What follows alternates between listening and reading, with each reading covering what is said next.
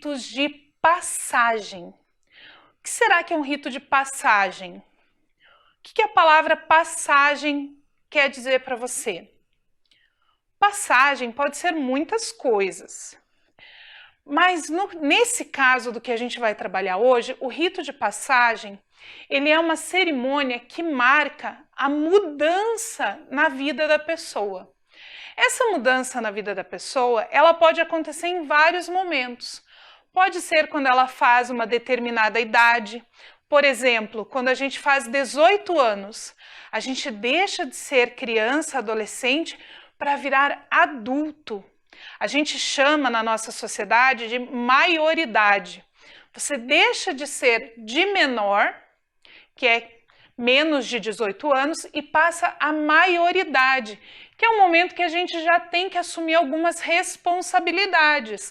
A gente começa a votar, a gente já pode casar, já pode dirigir, muitas coisas que antes a gente não podia fazer porque não tinha 18 anos ainda. Então, fazer 18 anos na nossa sociedade, aqui no Brasil, é também um rito de passagem. Mas o rito de passagem que nós vamos falar hoje, ele não muda só a idade da pessoa e a responsabilidade. Muda o que a gente chama de status social. A pessoa deixa de ser uma pessoa solteira e passa a compor uma nova família. Quando a gente casa, a gente deixa de ser parte só da família dos nossos pais e dos nossos irmãos e começa a formar uma família nova com um companheiro. Essa família nova pode ser só a pessoa com o seu companheiro, a pessoa, o seu companheiro e um cachorrinho e um gatinho, ou ter filhos. Nem todas as famílias, as pessoas têm filhos, algumas pessoas não têm. Mas então, quando a pessoa casa, ela muda o seu status dentro da comunidade. Ela deixa de ser uma pessoa solteira para formar uma nova família. E é sobre esse rito que nós vamos falar hoje. Esse rito de passagem que é composto pelo casamento. E o casamento, em várias culturas, tem processos diferentes. A gente vai ver alguns aqui hoje. Para a gente começar, a gente vai fazer a leitura de um livro, que é esse livro aqui, O Noivo da Ratinha. Quem escreveu esse livro foi a Lúcia Hiratsuka. Aí vamos pensar, Lúcia Hiratsuka. Esse nome, a gente imagina que ela é de qual origem? Provavelmente lá da Ásia, do Japão, da China, aqueles países que a gente já viu numa aula anterior. E olhando a capa do livro, a gente consegue imaginar que esses ratinhos também vêm dessa região, ou da China ou do Japão. E esse livro aqui, ele vai contar então sobre o casamento da ratinha. E eu vou convidar você para ler comigo. Então, a gente vai começar a ler esse livro do Noivo da Ratinha. Era uma vez no Japão, numa certa aldeia, num certo telhado de uma certa casa, vivia uma família de ratinhos. A filha era bela, mais bela de todas as ratinhas. Nenhuma outra no mundo era tão linda, tão meiga, tão gentil, tão graciosa. Nossa filha está na idade de se casar, comentou o pai. E com quem? Perguntou a mãe. Ah, não pode ser um noivo qualquer. Quero que seja o mais poderoso do mundo. Mas por mais que pensassem, nenhuma ideia surgia de quem seria o mais poderoso do mundo. Decidiram então perguntar ao avô. Afinal, era ele o mais experiente. Vovô, o senhor sabe quem é o mais poderoso do mundo? Ele pensou, deixou tremer os seus bigodes e concluiu. Bem, é o Senhor Sol. Sem ele, ficamos no escuro. Sim, ele é o mais poderoso do mundo. Ora, como é que não pensaram nisso antes? O casal ficou radiante. O dia chegou fresco, cheio de vida. Era um dia especial. O sol estava radiante. Seus raios se espalhavam pelos campos e montanhas, brilhavam nos orvalhos, iluminavam os galhos e folhas até os fios dos capins. Poderia haver um noivo melhor para a ratinha? Senhor Sol, o mais poderoso do mundo, nossa filha é a mais gentil ratinha. O senhor gostaria de se casar com ela? Perguntou o pai. Seria uma honra, respondeu o Sol. Mas eu não sou o mais poderoso. Não? Então quem é? Espantaram-se os ratinhos. Quando chega o senhor Nuvem e me esconde, nada posso fazer. Ele é o mais poderoso. Sim, claro, como não pensaram nisso antes? Os ratinhos se apressaram em busca do senhor Nuvem. E lá estava ele, numa gostosa soneca. O céu inteiro era uma enorme rede. Senhor Nuvem, chamou o pai. Senhor Nuvem, mais poderoso que o sol, mais poderoso do mundo, o senhor poderia se casar com a nossa filha? A mais meiga e bela ratinha? Realmente é muito bonita, porém eu não sou o mais poderoso do mundo. E quem é então? Se vem o senhor Vento, ele me carrega para bem longe. Ele é o mais poderoso do mundo. Pois é claro, como não pensaram nisso antes? E os ratinhos se apressaram. Tinham que falar com o senhor Vento. As folhas se agitavam e se esvoaçaram, subindo pelos ares em piruetas. Senhor Vento, está por aí? Mais poderoso que a nuvem, mais poderoso que o sol, mais poderoso do mundo. O senhor gostaria de se casar com a nossa filha? O vento passou raspando pelas orelhas da mamãe rata, tocou as faces da linda ratinha, soprou o bigode do pai e brincou com as folhagens. Depois disse: "Ah, eu não sou o mais poderoso do mundo. O mais poderoso é o senhor Muro. Eu sopro, sopro e ele continua lá, no mesmo lugar. Ele é o mais poderoso." Não é que o vento tinha razão? Como não pensaram nisso antes? Os três voltaram depressa para casa, um pouco cansados de tanto caminharem, e ali estava o Muro, firme como sempre. Senhor Muro, mais poderoso que o vento, mais poderoso que a nuvem, mais poderoso que o sol, mais poderoso do mundo. Gostaria de se casar com a nossa filha? A ratinha mais linda e mais graciosa? Que honra! Mas devo avisar que eu não sou o mais poderoso do mundo. Eu não sou o mais poderoso do mundo, disse o Muro. Mais poderoso do que eu são os ratos. Sim, nada posso com os seus terríveis dentinhos. Puxa, admirou-se o pai. É claro, espantou-se a mãe. E como não pensaram nisso antes? Então eram eles os seres mais poderosos do mundo? Assim sendo, não demorou muito para que a mais bela ratinha encontrasse um noivo perfeito. Um belo jovem rato do telhado vizinho. O casamento foi um acontecimento e tanto. Festa com muitos convidados, depois bastante comentado nos telhados da região. E sabe o que os ratinhos continuam acreditando até hoje? Que eles são os seres mais poderosos do mundo. Então essa era a história do casamento da ratinha. E a gente pode ver aí no desenho algumas coisas que aconteceram na festa do casamento. E aí eu pergunto para você, você já foi em algum casamento? A gente vai falar sobre esses 3 elementos que tem nos casamentos: os noivos, o sacerdote ou juiz de paz e as alianças ou um outro símbolo. Por que ou um outro símbolo?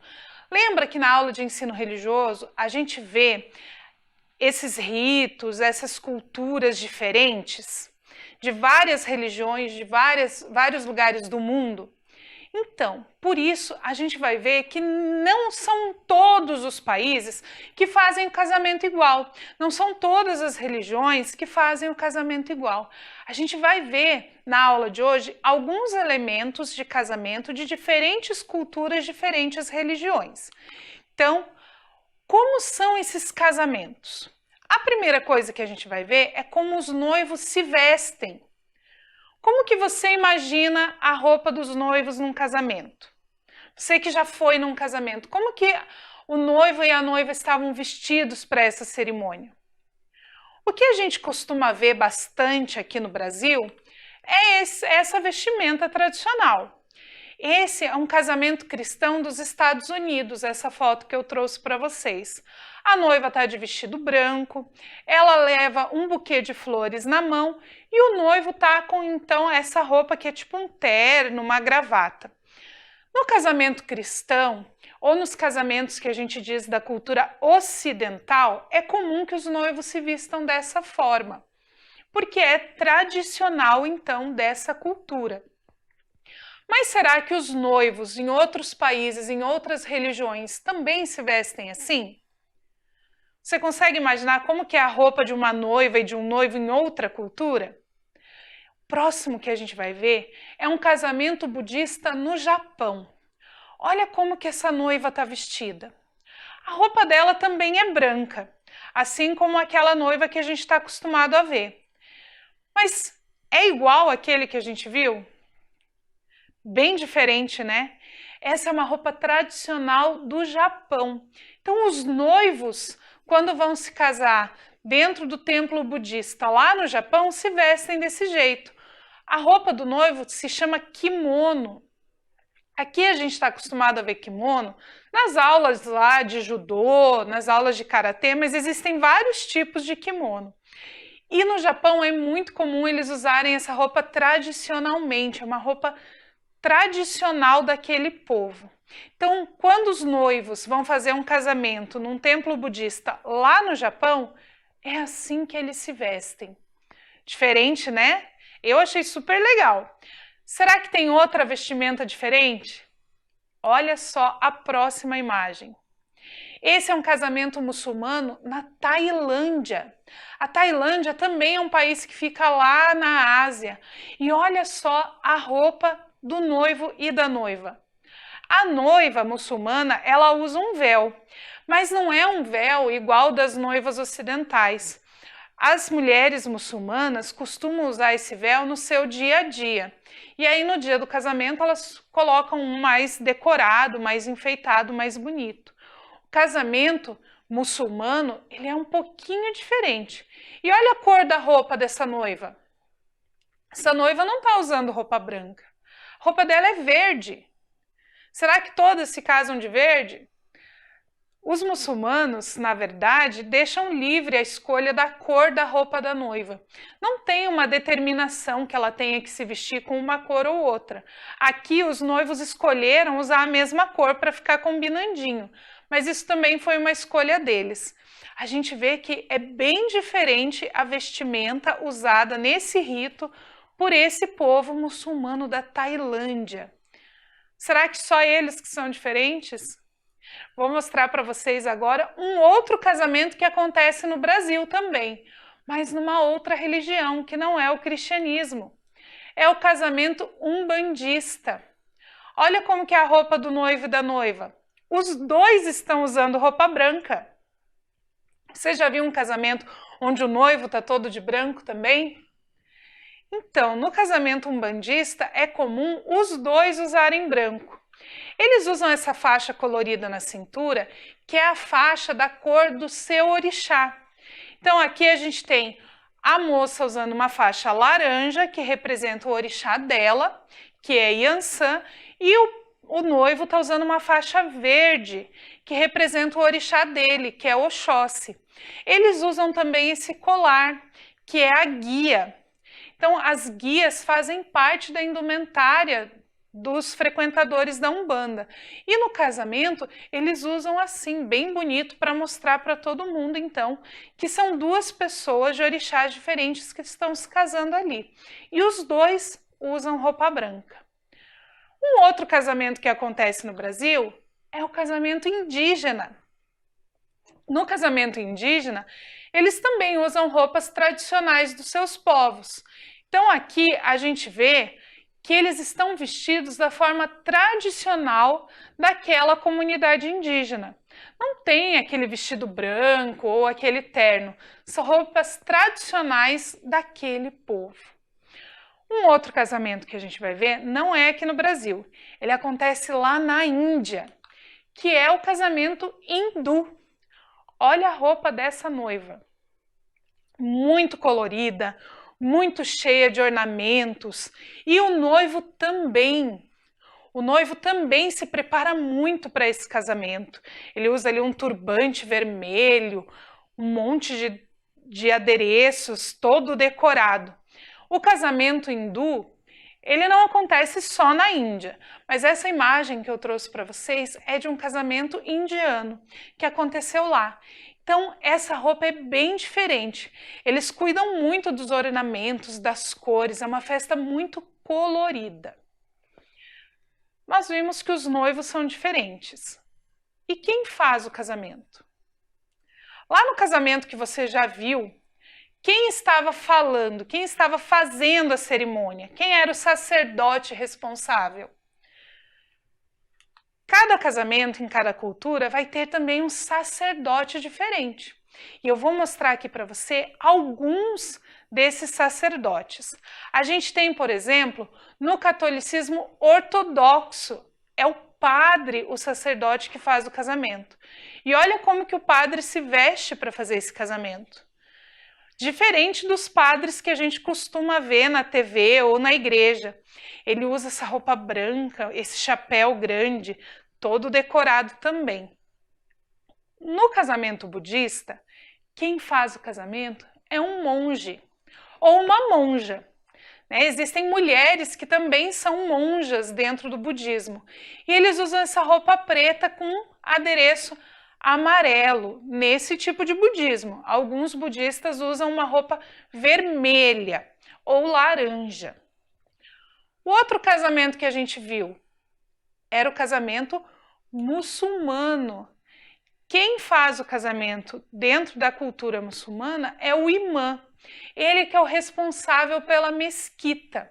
Ele pode fazer o casamento na mesquita ou na casa dos noivos, mas o imã é o responsável pela comunidade e é ele quem vai fazer o casamento. Algumas pessoas também chamam ele de sheik, mas a gente tem essas duas palavrinhas para determinar esse sacerdote, o sheik e o imã, que é o responsável por essa mesquita. No casamento da Umbanda, quem é o sacerdote responsável pela cerimônia é o pai de santo ou a mãe de santo. A gente trouxe aqui a imagem de uma mãe de santo, que é então o sacerdote ou a sacerdote que é responsável por essa cerimônia. No casamento indígena, quem pode fazer essa cerimônia? É o cacique, que é o responsável, então, político daquela comunidade, ou o pajé, que é o responsável, então, pela questão espiritual da comunidade. O pajé, então, que faz essa cerimônia, que é um pouquinho diferente também do que a gente está acostumado a ver. E no hinduísmo, a gente tem também um sacerdote responsável, que é esse senhor que usa essa roupinha branca ou laranja, e é ele quem vai fazer a cerimônia, quem vai falar com os noivos. Bem diferente do que a gente estava acostumado a ver, eu tenho certeza que é diferente do casamento que você já foi. E qual era a terceira coisa que a gente anotou lá naquela tabela? As alianças. Será que todo casamento tem aliança? Será que todos os povos, todas as culturas usam esse símbolo lá na cerimônia de casamento? Vou te mostrar alguns símbolos que tem em casamentos diferentes ao redor do mundo. Vamos ver então? Então a gente tem as alianças. Elas são comuns na cultura ocidental.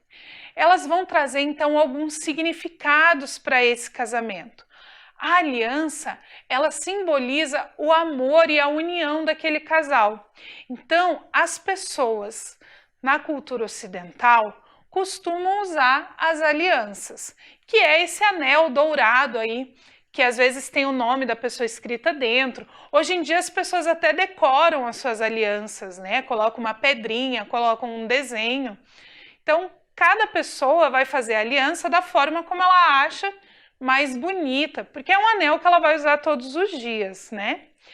No budismo, a gente tem uma vela vermelha. Essa vela vermelha, ela vai simbolizar, então, a luz para esse casal. Ela vai trazer boa sorte para esse casamento que está iniciando.